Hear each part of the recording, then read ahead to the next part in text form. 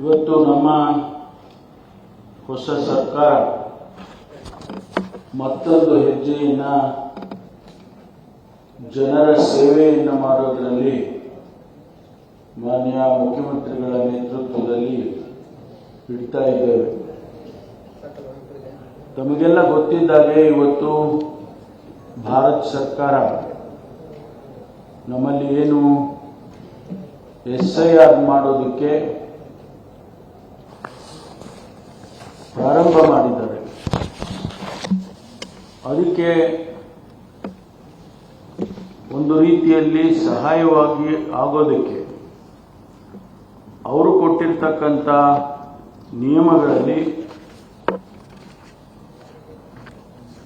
ಯಾರು ಶಾಶ್ವತವಾಗಿ ನಿವಾಸಿಗಳಾಗಿದ್ದಾರೆ ಅನ್ನೋದಕ್ಕೆ ಸರ್ಕಾರದ ವತಿಯಿಂದ ಏನಾದರೂ ಒಂದು ಡಾಕ್ಯುಮೆಂಟ್ ಇರಬೇಕು ಅಂತ ಹೇಳಿ ಅವರು ಕೊಟ್ಟಿರ್ತಕ್ಕಂಥ 11 ಪ್ಯಾರಾಮೀಟರ್ಸ್ಗಳ ಜೊತೆಯಲ್ಲಿ ನಾವು ಇವತ್ತು ಪರ್ಮನೆಂಟ್ ರೆಸಿಡೆನ್ಸ್ ಸರ್ಟಿಫಿಕೇಟ್ ಅಂತೇಳಿ PRC ಕೊಡಬೇಕು ಅಂತೇಳಿ ಶಾಶ್ವತ ನಿವಾಸ ಪ್ರಮಾಣ ಪತ್ರ ಇದನ್ನ ಕೊಡಬೇಕು ಅಂತ ಹೇಳಿ ಮಾನ್ಯ ಮುಖ್ಯಮಂತ್ರಿಗಳು ತೀರ್ಮಾನ ಮಾಡಿದರು.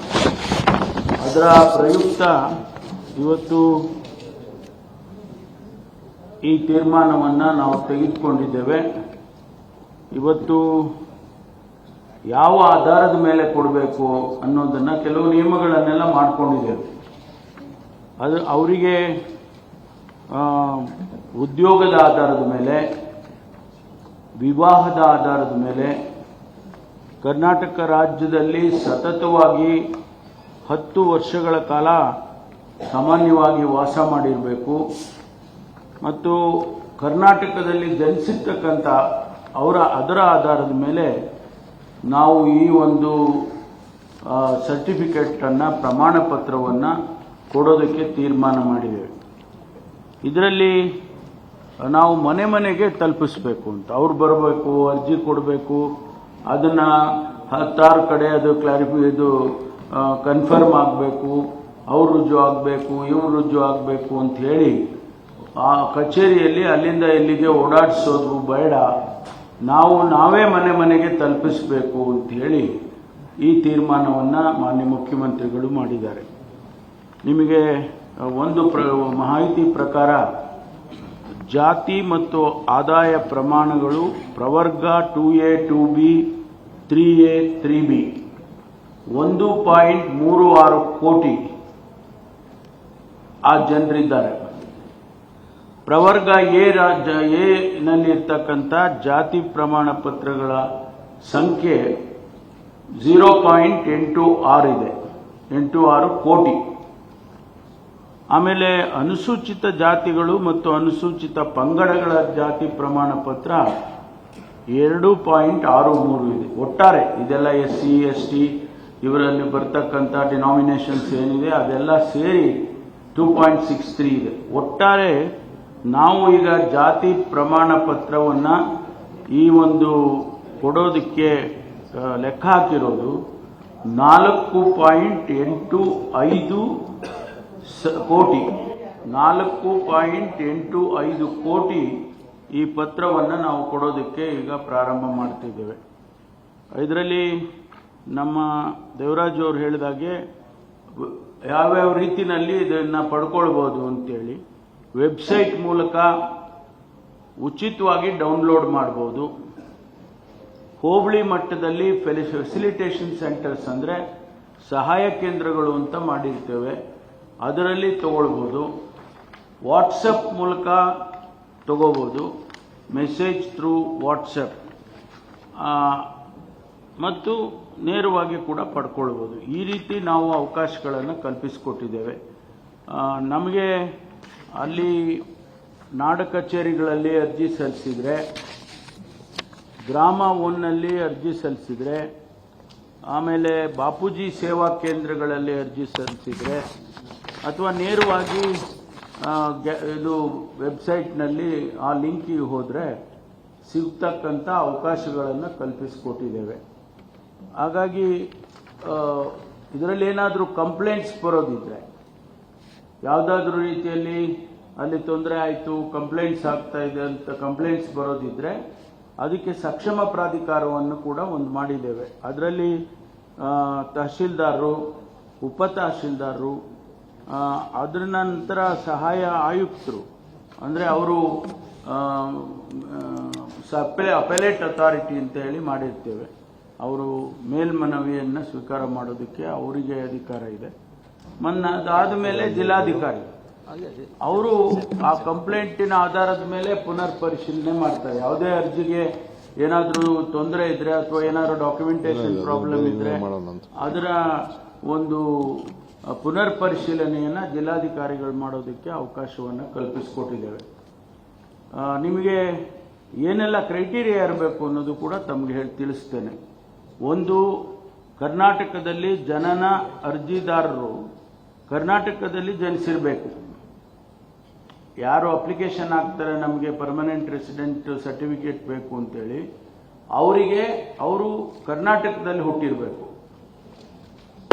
ಸಾಮಾನ್ಯ ವಾಸಸ್ಥಳ ಅರ್ಜಿದಾರರು ಅಥವಾ ಅವರ ತಂದೆ ತಾಯಿ ಅಥವಾ ಕಾನೂನುಬದ್ಧ ಪಾಲಕರು ಕರ್ನಾಟಕ ರಾಜ್ಯದಲ್ಲಿ ಸತತವಾಗಿ ಕನಿಷ್ಠ 10 ವರ್ಷಗಳ ಕಾಲ ವಾಸ ಇರಬೇಕು.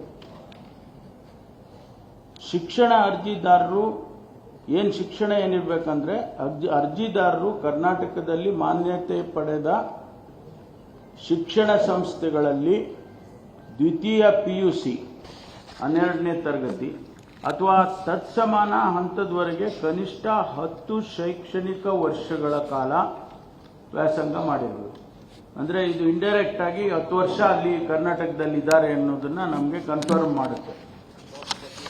ಪೋಷಕರು ಅಥವಾ ಸಂಗಾತಿಯ ವಾಸಸ್ಥಳ ಅರ್ಜಿದಾರರ ತಂದೆ ತಾಯಿ ಕಾನೂನುಬದ್ಧ ಪಾಲಕರು ಅಥವಾ ಪತಿ ಪತ್ನಿಯ ಕರ್ನಾಟಕದಲ್ಲಿ ಸಾಮಾನ್ಯ ಹಾಗೂ ಶಾಶ್ವತ ನಿವಾಸ ಆಗಿರಬೇಕು. ಅಂದರೆ ಪತಿ ಪತ್ನಿಯವರು ಇದ್ರೂ ಕೂಡ, ಅಂದರೆ ಪತ್ನಿ ಇದ್ರೂ ಕೂಡ ಅವರಿಗೆ ಎಲಿಜಿಬಿಲಿಟಿ ಸಿಕ್ಕತ್ತೆ ಅನ್ನುವಂಥ ವಿಷಯ. ಅರ್ಜಿದಾರರು ಅಥವಾ ಅವರ ಕುಟುಂಬ ಕರ್ನಾಟಕದಲ್ಲಿ ವಸತಿ ಅಥವಾ ಇತರೆ ಸ್ಥಿರಾಸ್ತಿಯ ಮಾಲೀಕತ್ವವನ್ನು ಹೊಂದಿರಬೇಕು.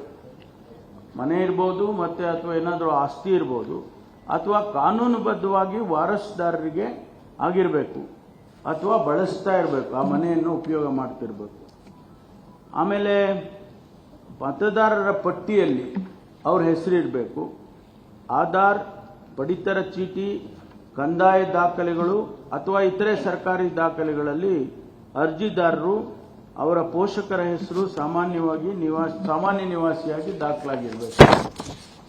ಆಮೇಲೆ ಸರ್ಕಾರ ಅಥವಾ ಸಾರ್ವಜನಿಕ ಸೇವೆಯಲ್ಲಿ ಅರ್ಜಿದಾರರು ಅಥವಾ ಅವರ ತಂದೆ ತಾಯಿಯು ಕರ್ನಾಟಕ ರಾಜ್ಯ ಸರ್ಕಾರದಲ್ಲಿ, ಸ್ಥಳೀಯ ಸಂಸ್ಥೆಯಲ್ಲಿ, ಸಾರ್ವಜನಿಕ ಸಂಸ್ಥೆಗಳಲ್ಲಿ ಅಂದರೆ ಕನಿಷ್ಠ 7 ವರ್ಷ ಸರ್ವಿಸ್ ಆಗಿರಬೇಕು.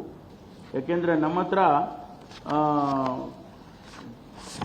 ಎಲ್ಲ ರೀತಿಯ ಅಟಲ್ ಜನಸ್ನೇಹಿ ಕೇಂದ್ರ, ಅಟಲ್ ಜನಸ್ನೇಹಿ ಕೇಂದ್ರದಲ್ಲಿ ನಮಗೆ ಡೇಟಾ ಲಭ್ಯ ಇದೆ.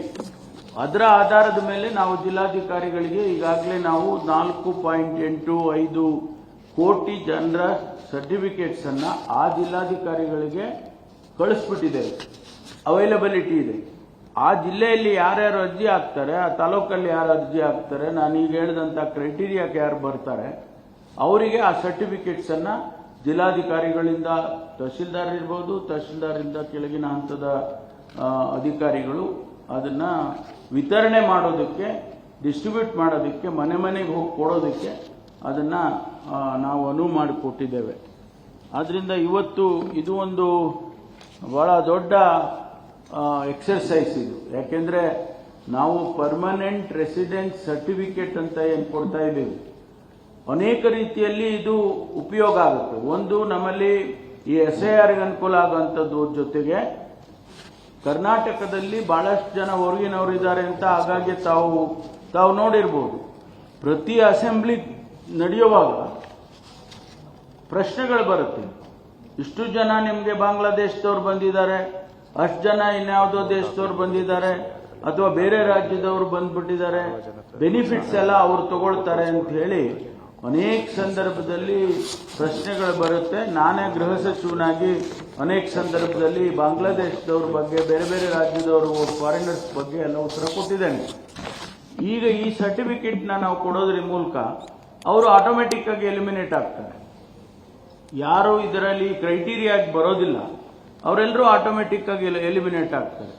ಅದರ ಮೂಲಕ ನಾವೇನು ಈಗ ಗ್ಯಾರಂಟಿಗಳು ಕೊಟ್ಟಿದ್ದೇವೆ, ಬೆನಿಫಿಟ್ಸ್, ಸರ್ಕಾರದ ಬೆನಿಫಿಟ್ಸ್ ಹೋಗ್ತಾ ಇದೆ, ಅವರೆಲ್ಲ ಬೆನಿಫಿಟ್ಸ್ ತಗೊಳ್ತಾ ಇದ್ದಾರೆ. ಅದು ಕೂಡ ರೆಗ್ಯುಲೇಟ್ ಆಗುವಂತ ರೀತಿಯಲ್ಲಿ ಆಗುತ್ತೆ ಅಂತ ಹೇಳಿ ಮಾನ್ಯ ಮುಖ್ಯಮಂತ್ರಿಗಳು ಇದನ್ನ ಆಲೋಚನೆ ಮಾಡಿ ಇವತ್ತು ಇದನ್ನ ಕೊಡಬೇಕು ಅಂತ ಹೇಳಿ ಮಾಡಿದ್ದಾರೆ. ಈಗ ನಾವು ಮೊದಲನೇದಾಗಿ ನಾನು ಅವರಿಗೆ ಅಭಿನಂದನೆಯನ್ನು ಸಲ್ಲಿಸ್ತೇನೆ. ಇವತ್ತು ವೆಬ್ಸೈಟ್ ಅನ್ನು ಉದ್ಘಾಟನೆ ಮಾಡಿಕೊಟ್ಟಿದ್ದಾರೆ. ಇನ್ನು ಮುಂದೆ ನಾವು ಎಲ್ಲ ಜಿಲ್ಲಾಧಿಕಾರಿಗಳಿಗೆ ಇವತ್ತಿನಿಂದ ಸೂಚನೆಯನ್ನು ನಾವು ಕೊಡ್ತೇವೆ. ಹಾಗಾಗಿ ಅವರಿಗೆ ಧನ್ಯವಾದಗಳನ್ನು ಹೇಳಿ ನನ್ನ ಮಾತುಗಳನ್ನು ಮುಗಿಸ್ತೇನೆ. ನಮಸ್ಕಾರ.